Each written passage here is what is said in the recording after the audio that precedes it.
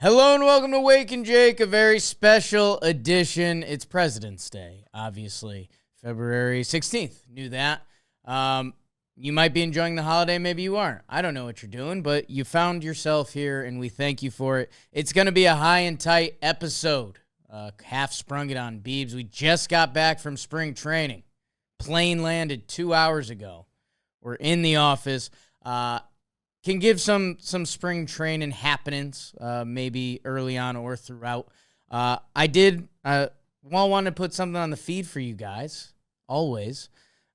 Figure we check in with the free agent prediction article we went through, the overs and unders we did, and I had a couple other notes because we checked through a couple articles early on this offseason, just to paint a little bit of the picture of where we got to. I thought about picking up some of the crumbs. Like, it felt like the Padres brought in a bunch of MLB guys the past couple days that we know, but we don't know the impact to.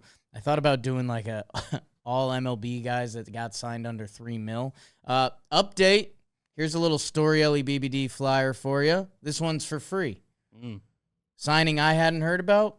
Luis Rengifo to the Brewers. Oh, yeah.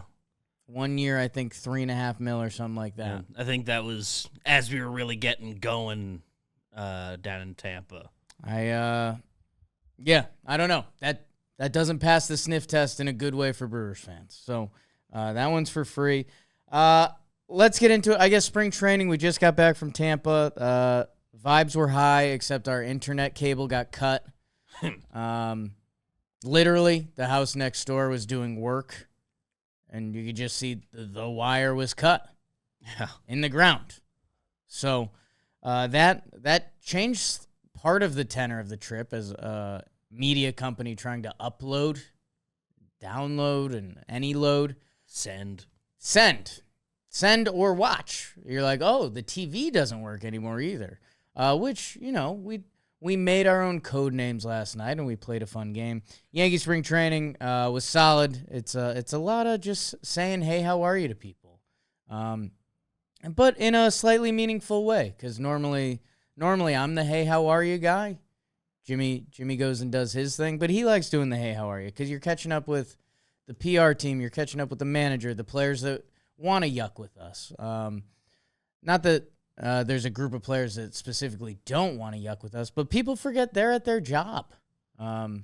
They're working. So especially first week of spring training. And showing face. I don't know. Like, we're not trying to corner them to write an article about a change they made this year.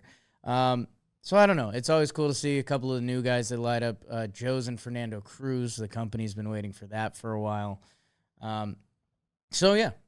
Solid spring training trip. We are back. We've got a blitzball battle filming this weekend.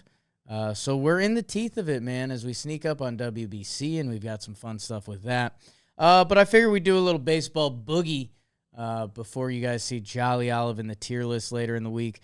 And yeah, so I want to go through the over and under with BBD. We said we were going to track them this year. I'm a little horrified because this was the year of the AAV, so I might give myself some caveats. That's the wire.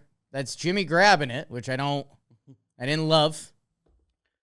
Don't love grabbing the loose cut wires. Yeah, if we were there in the moment, we would have probably said, oh, don't touch that. Because it was also the crew working at the house next to us seemed a little off the books.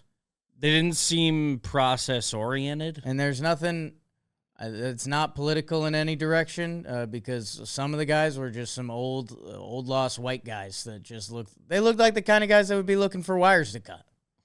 And they did. So I wanted to do the over-unders with BBD. And yeah, I might give myself a tie category because this happened a little bit with like Alonso and Bellinger where they re-entered the market and got the contract.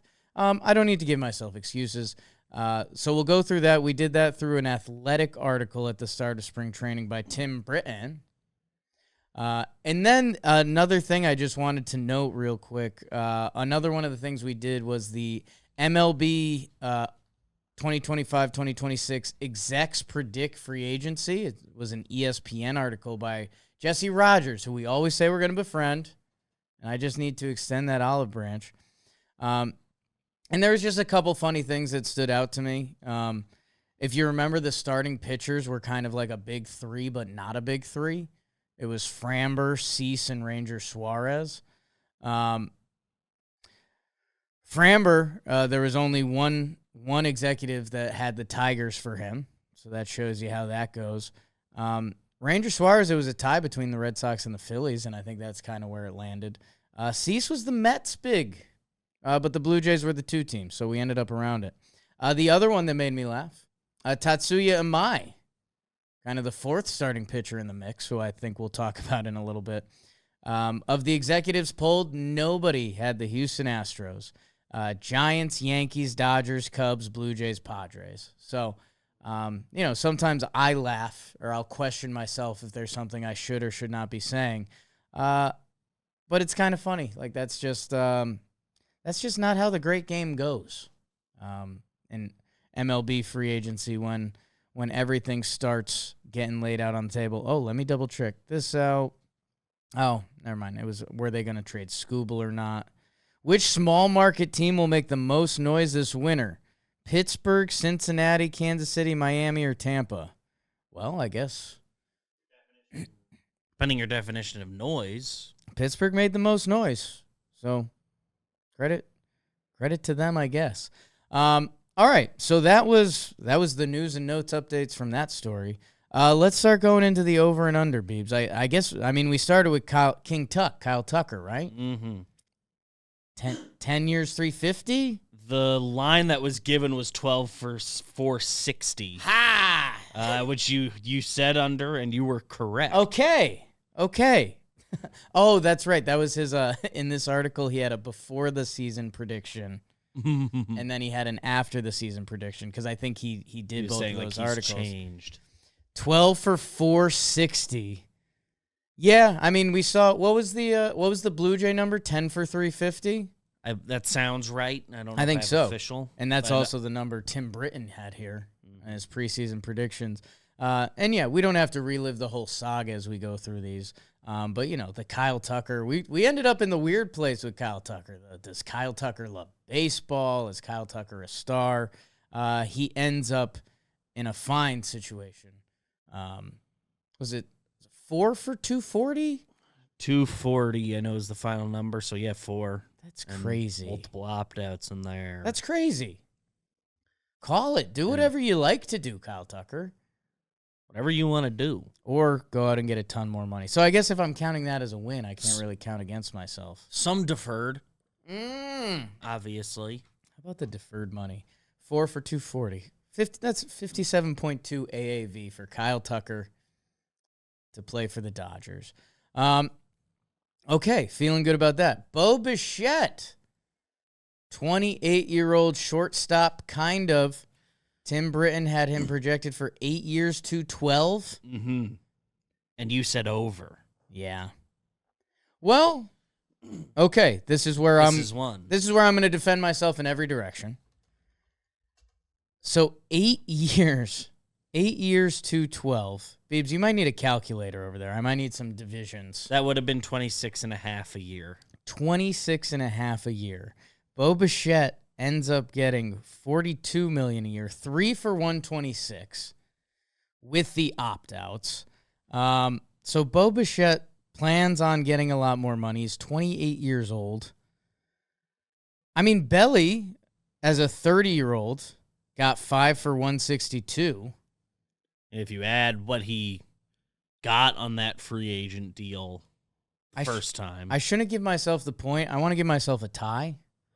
I think it's a fair tie. Or maybe open. It's hockey scoring. 1-0-1. Bo Bichette, and I think Steve Cohen came out with a quote today as we record this that said he went to bed mad that they lost out on Tucker, so he said, let's go get Bichette. Swooped in. Okay, Uncle Steve. Why? But then for me, it just goes into like, well, did you want Tucker? Because then go get, I don't know.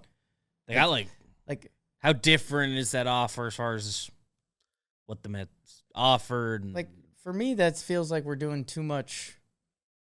I don't know. We're bringing in Kyle Tucker's 5 WAR versus Bo Bichette's 5 WAR, but one is a guy playing third base for the first time, and one is a lefty corner outfielder. I don't know. Like, if we're gonna get mad at the White Sox GM for mixing up, if Luis Angel Acuna is a switch hitter, throwing the same money at 2 players differently, I don't know. You'd like to think your analytics would have a step further, and then again, I'm the guy that fights analytics sometimes. So the Mets brought in a great ball player. The year of the AAV, man. Framber Valdez. This was a tricky one. Projected to get 7 for 196. Tell me I fought against that, BBD. Tell me the age was there. You said under. Okay. That makes sense. Age-wise as a free agent, 32. Framber was fighting a different fight than some of these guys. The crossed-up pitch stuff, I don't know. I'm not saying we have to put that behind us. I do think, especially when you watch Bregman's free agency and how, like, beloved it was, and it's like, oh, Alex Bregman, like, this guy's a baseball rat.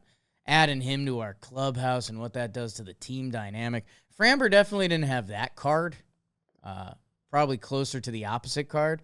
I do think the Tigers coming out of left field with 3 years, 115, 38.33 AAV.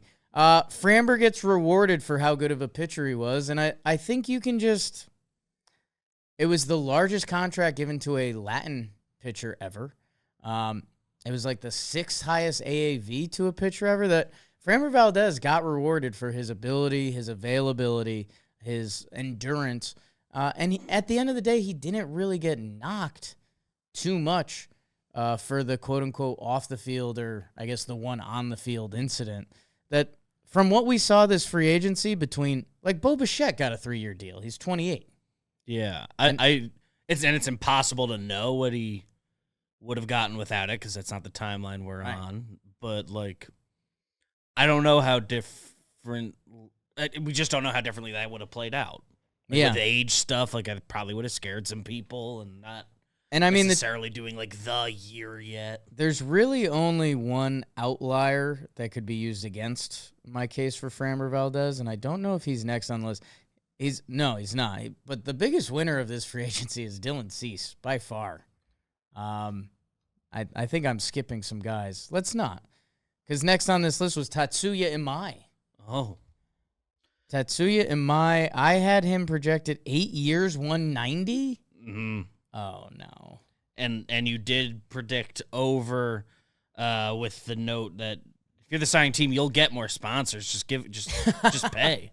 The business of baseball. Every Japanese guy gets so much more than we think. This year wasn't that year. Hey, I guess if we were doing an episode that was biggest hit or miss contracts, you'd probably start with Imai, and it's what? What did I say? No, just Adam Frazier signed with the Angels. Obviously. Yeah. They had most Angels offseason ever. They had to complete their offseason.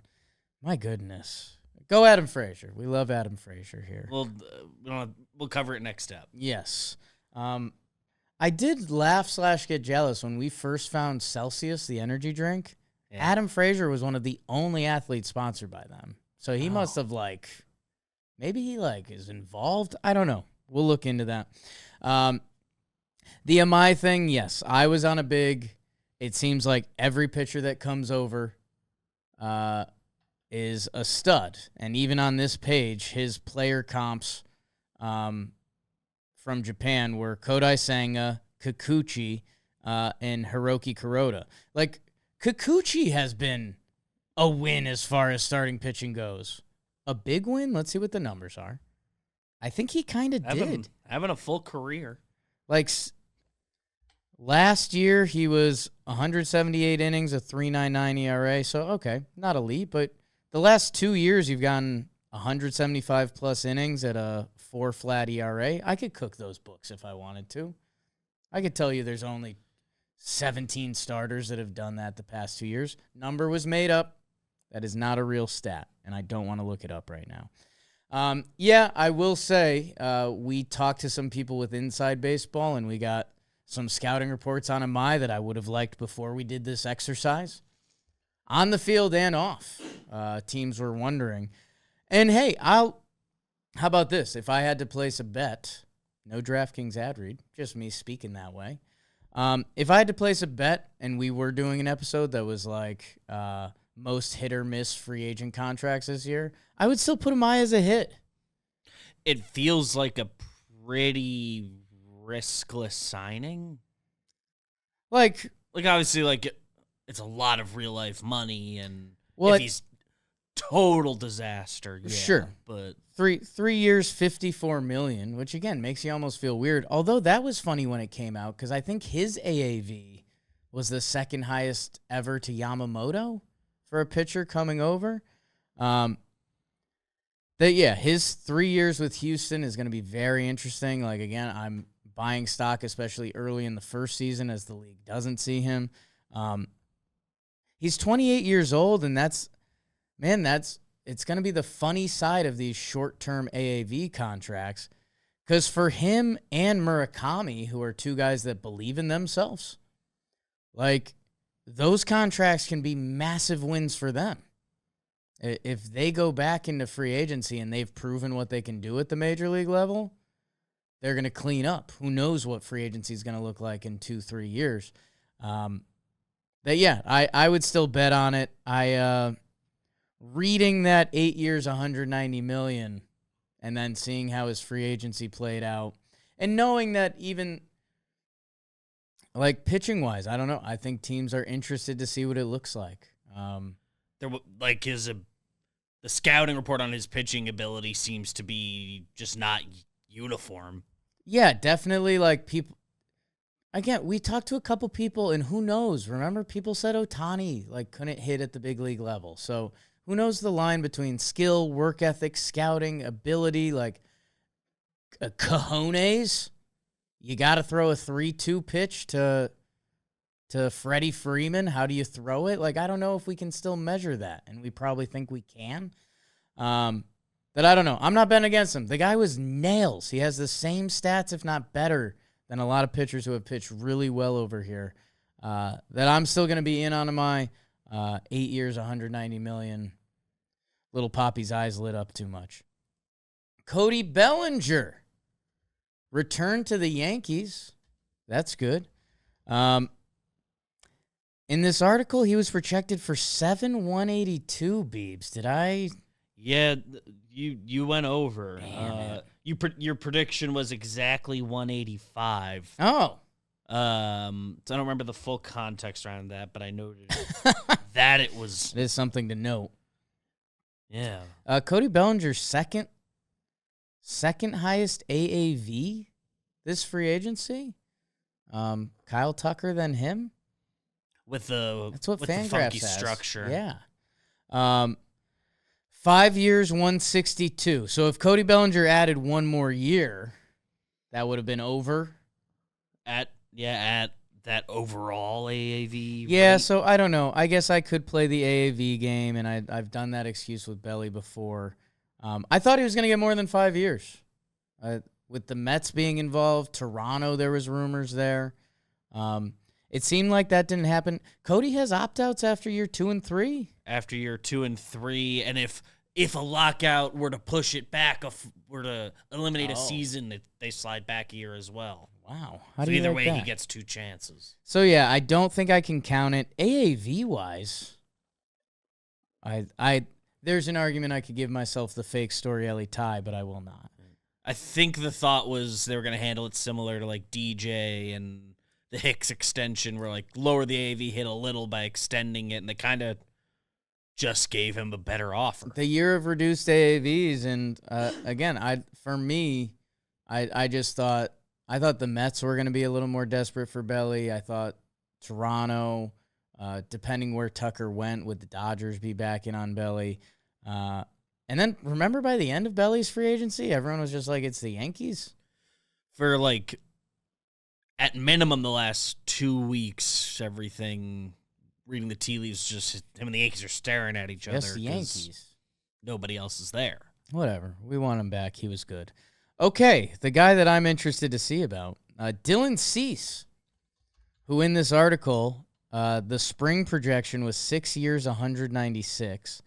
The end of year projection went down. It was 6 years, 174, because Dylan Cease did not have a fantastic contract year. What did I think, David? You did say under. Under, yeah. I thought he was gonna get himself a Snell opt-out deal. Yeah, I thought he would be like a good candidate for one of those. He got the best deal. He got the best deal this free agency. Pretty early on, all things considered. Which, that's an amalgamation of a lot of things. Nice. I think Toronto going to the World Series, and Toronto wanting to flex their World Series money. I'm guessing Dylan Cease is a guy they've had on their radar for a while. That is almost like kids in the candy shop. Like, hey, Toronto, you did it. You went to the World Series. You went to Game 7. You had a good chance to win. They kind of should have won. I talked to someone about the IKF play inside of baseball, and I was like, yeah, man, I don't know. I guess I was kind of bummed out. A lot of these ex-MLB players were talking about how IKF not scoring on that play wasn't a wrong baseball move. And he was like, oh, that is not what people in baseball are saying.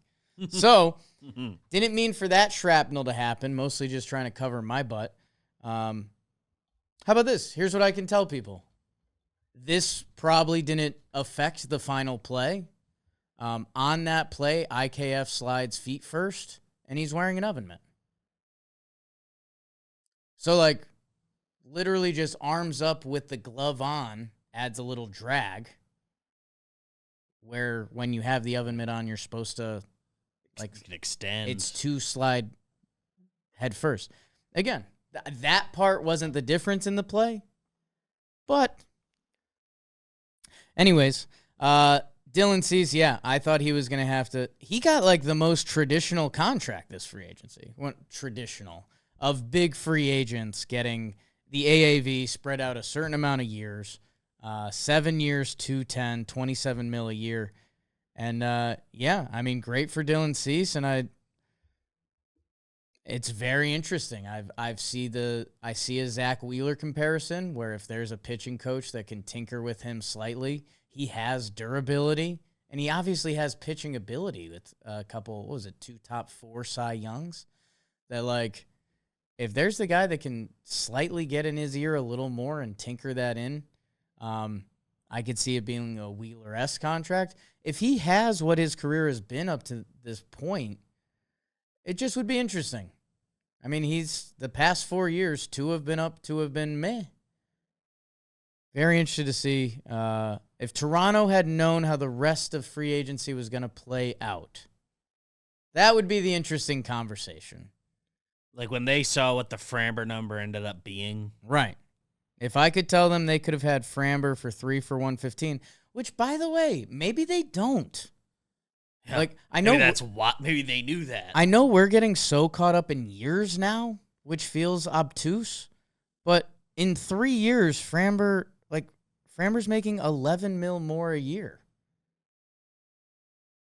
3 for 115, 7 for 210. As a baseball fan, I'd rather have the if things go well, you'd rather have the 7 for 110. Because then that's a guy that's part of your friend. This was Jimmy's original counter to these contracts, and I agreed with him. Especially, it was when Cody signed with the Cubs. He was like, well, this stinks. If you're a Cubs fan, you can't buy a Cody Bellinger jersey. He's not going to be here. And that's right. And you could say that with a couple of these contracts. If you want a Dylan Cease jersey, permission granted. Get the 8-4. And I think he's a little Toronto weird. There was a video of him walking into camp, and I was like, he feels at home. Yeah, his personality is kind of just right. He has a little Canadian in him. And now he will. Okay. Alex Bregman. Somehow the darling of the past 2 free agencies. I shouldn't say somehow. Plays a very important position. He plays it very well. We talked about the in the dugout, on the field, off the field. He was projected to get 6 years, $171 million by Tim Britton. He got, what did he get? Got 175. So he went over. He went over, and you said over. Okay, I kind of thought so, just from all the BS that has surrounded Bregman and the fact he opted into this free agency after limping in down the stretch that I don't know what his agent knew. I'd assume his agent was like, hey, the Cubs still like you. They're planning, they're not bringing back Kyle Tucker. So that could be a nice little lane for you if you still want it. I mean, the Red Sox kind of overplayed their hand a little bit with all those Bregman fluff pieces and how important he's been to the team and all the young guys. And then, yeah, maybe the worst quotes from this offseason is still the Boston Red Sox being like, we're shocked he didn't sign here. And normally that's okay. But they're shocked he didn't sign there when they didn't have the best offer and they didn't give him the no-trade clause, which was his one stipulation. Mm-hmm. I realize there's only so many stipulations until you start getting into, like, Looney Tune lands, like when you want a horse or something like that. No-trade clause is kind of the one. Yeah. If you're making video game stipulations, that's, like, the only box you can really check. But the fact that they thought that, and then they were still shocked he didn't come back is crazy. And again, this is, as we're entering this new world of boosting the AAVs and cutting out the years, projected 6 for 171, got 5 for 175. And hey, I'm not knocking it at all. I hope the Cubs work. I love all the dudes they have. Like, when you look at that lineup, like, okay, more shrapnel coming out, and it's going to Pirates fans. Pirates fans, as we try to get excited about what your offseason was, and I like that you guys added. Like, I'm looking at the heart of your line, Brandon Lau, Ryan O'Hearn, Marcell Ozuna. Yes, you guys put something out there, and I appreciate that. When you look at the Cubs, they just got a bunch of dogs, man. These are just a group of good players. It feels like they have the backup all-star at 7 positions, Yeah. right? It feels like they have the guy on the line before the game, and then you see them hit in the 7th inning, which, again, that is highly complimentary. Because for years I've said the San Francisco Giants were like a bunch of 7th-hole hitters. I'm saying these guys are all potential backup all-stars at their position. I bet 1 or 2 of them gets the start even. And if they bring it day in and day out like they talk about, Ian Happ, consummate professional. Bregman, like, noted professional throughout the league. I think Bush has the reputation. Seiya's only balled out. Horner. It's not like he's not putting in the work. That I don't know. I guess that was me buying some more Cubs stock on the fly, and I'm happy that the over somehow hit on that. Speaking of, next on the table is Ranger Suarez, 30 years old. So this was 2 years younger than Framber. He has a little bit of injury history in each season. Like, he never had the big injury. And BBD, correct me if I'm wrong. In my head, I went over because I thought teams would love his postseason numbers, and I thought that would matter. You did go over. He finishes under. Oh. What did he finish at? He got 5 years, 130? 130. Interesting. So he wasn't an AAV ho. Yeah.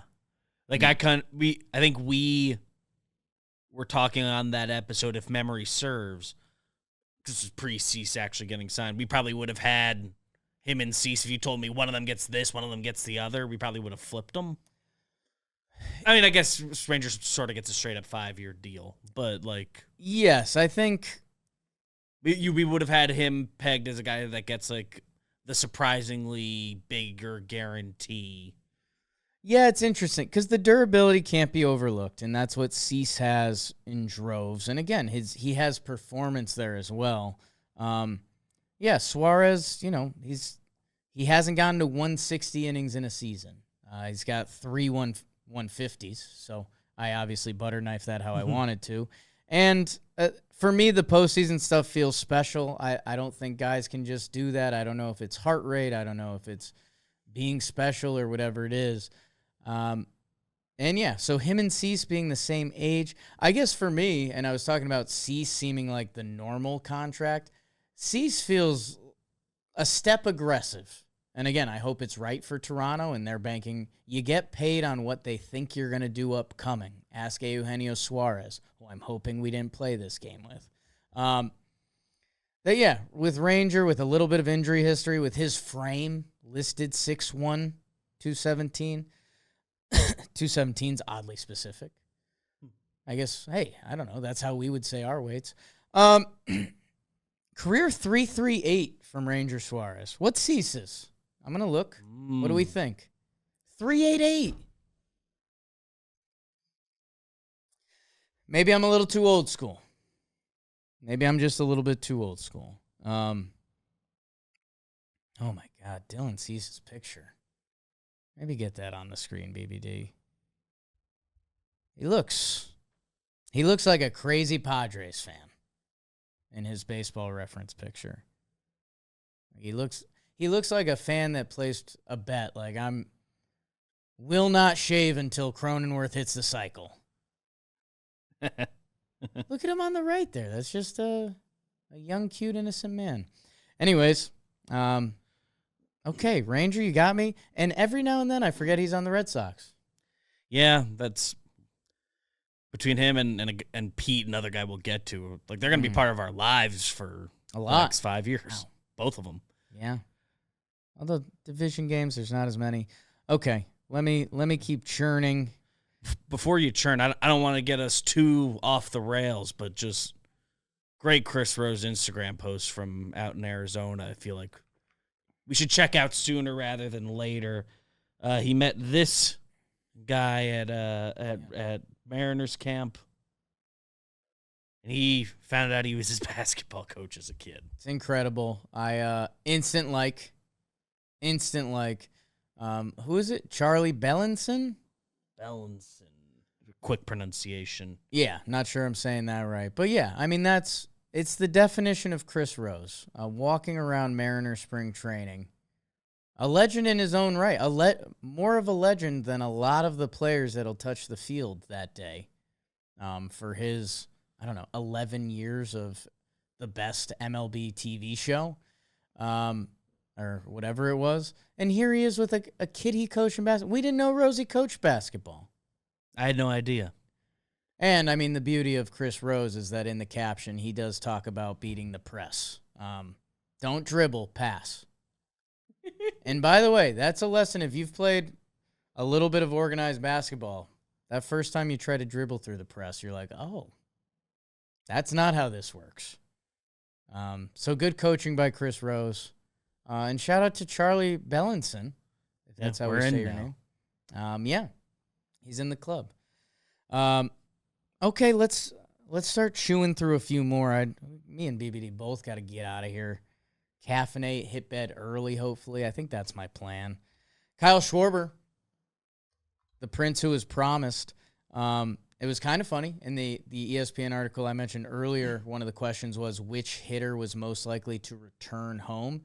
It was Schwarber, Bregman, Alonso. Schwarber won, and he was the only one that returned, surprisingly. He was projected for 5 for 145. Yeah. And he did beat that. 5 for 150, right? 150, and you had the over. Okay. So. Okay. Good job, everybody. Good job, everyone. Yeah, good line. Good line, Tim Britton of The Athletic. Yeah, I guess I don't need to deep dive. For me, this was just, did he finish second in the MVP or third? I think he was second this year. Kyle Schwarber, second in the MVP. He played every game. He hit 56 home runs. MVP votes every year of his Phillies tenure. No MVP votes before that. That's just fun. How do you like that? Nice little jolly vid. The back swing, the bat speed, and the violence with he attacks baseballs. I got caught up there. That still feels like it works. Every team having a DH spot, and him feeling comfortable to do it. And remember, the Reds were involved in this. The Pirates were kind of involved with this, which is just the definition of like. Again, that kind of sends me through a loop, actually. Because why weren't they more in on Belly? Why weren't they more in on other guys? I'm not going to worry about that. Schwarber is beloved. We found out way later the Mets were deep in the game with those guys. Less surprising than the other two and not part of the point. But Kyle Schwarber, career 500 slugging, gets on base. And yeah, is there an... I know you noted it with his tenure with the Phillies, but I think there's an argument he's kind of peaking. I mean, ages 28 to 32 have been better than his earlier years. So,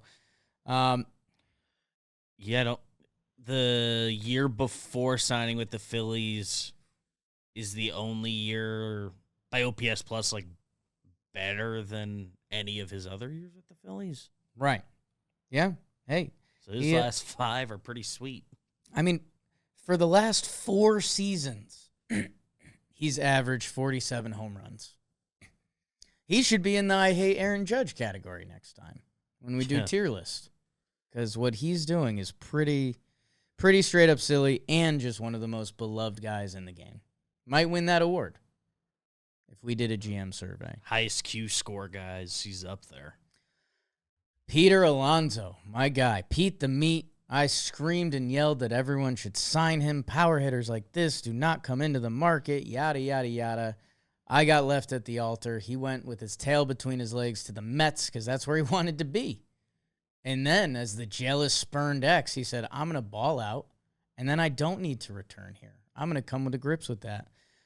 Peter did not return to the New York Mets. His projection was 5 years, 140. Did I burn myself on Pete again? Pete, of course, did beat 140. He got 155, and you were right there with him. You went over. Let's go. Wake and Jakers have gotten this speech many a times now. I couldn't believe some of the body stuff we've been talking about with Pete Alonso and how he's going to age. I don't think we have the science for that. I'll be honest. Maybe I'm wrong.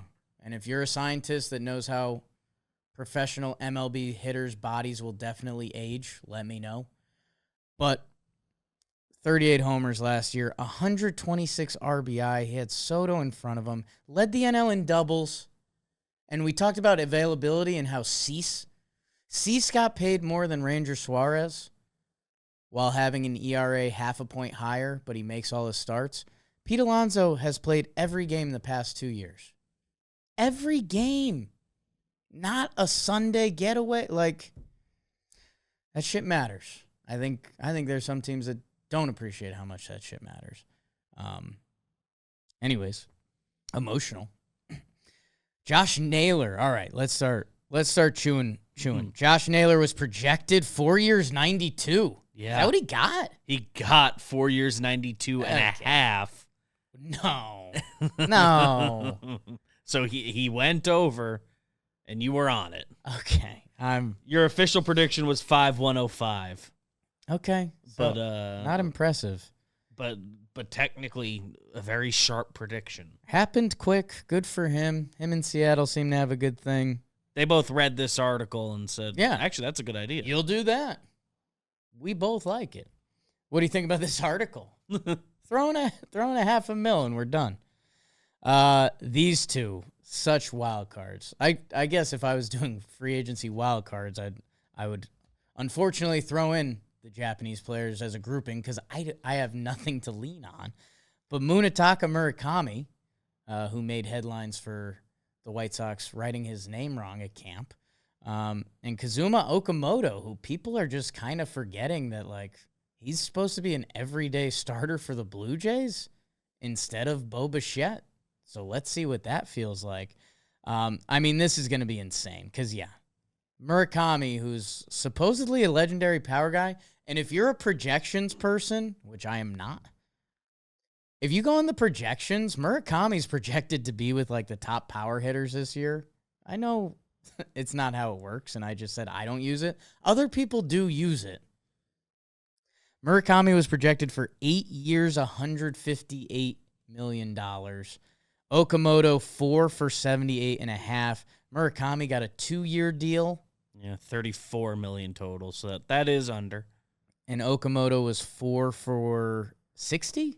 4 for 60 was his final number. So they both goes went under. They both went clear under. Murakami, arguably the biggest under on here.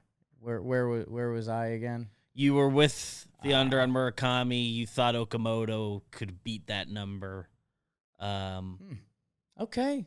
Okamoto, it's not out of the neighborhood what he ended up getting from his prediction. Yeah, it's very interesting. The fact that the Blue Jays did it, the fact that Blue Jays had a little bit of house money, like they were in on Tucker. They talked about that.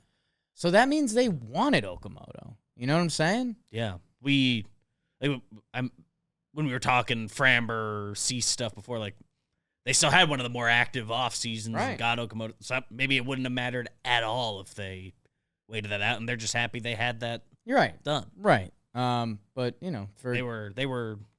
went and did what they wanted to do all off season. And maybe they wanted this guy. And maybe they knew it was just Bo insurance. Like, by the end there wasn't like Bo to Toronto rumors. Once Okamoto went, it was kind of like, oh yeah. He's sort of not. There weren't like hard rumors really before that, but kind of like for anything, right? It's just all kind of quiet on the Western Front. Okay, so yeah, Okamoto and Murakami covered a lot. Let's see. His 2-year taster deal could end up being amazing, or if he can't hit fastballs over 94, that could be tough for him. And then we went on speed run mode. Mm-hmm. Edwin Diaz, 4 for 84. Is that what he got? Or that was the projection? That was the projection. Really? He got 3 for 69, so slightly shorter AAV. Like this, of the 10 we counted, which he falls into, or 11, 12, whatever we did. I'd be open to giving you a tie on that one because he just went 1 year higher AAV. Whatever, Edwin Diaz. Let's see what we did in the speed round at the end of the episode. Michael King was a push. Oh, wow. I gave over-unders on all of those? You gave a pick. And I was basically wrong on all of them? A lot. The ones we said that counted, you did pretty well. And we were speed running. And that's life a little bit. Damn. You're right on Eugenio. I just didn't get to mark it yet. Yeah, the under on Eugenio hit, but otherwise, okay. This is why I didn't count them. Merrill Kelly. Yeah. Real Muto's a push. Deal. Ryan O'Hearn, I got wrong? O'Hearn, he was projected. He was just under. Okay. Everybody was in the neighborhood. I think he thought he'd get to 40 and Hassan Kim right. Deal. Polanco, I got right on the over. I would have. That contract kind of surprised me, so I guess not. Yeah. Devin Williams, Luke Weaver right. Hell yeah. Reisel wrong. Well, he accepted that 1 year. I shouldn't get mad at myself for that. Qualifying offer guys don't count. They don't exist. Okay. Yeah, I did not do great on the speed round. So Lucas Giolito, let's get that 3 for 60, pal. He has to sign with Atlanta, right? They might as well. He has to sign with Atlanta. Okay, so that was just a little President's Day catch up. Hey, how are you? Want to give the people something for your Monday, Tuesday feed. We will be back on Wednesday, tier list with Jolly Olive. Make sure you guys subscribe, check out all of our stuff, all of our spring training content. The Tasty, the golf tournament when it comes out. We did film that this weekend. Pretty incredible content. Just going to be honest with you. So thank you, guys. Thank you, BBD, producing on the holidays. And we'll see you guys soon. Thank you.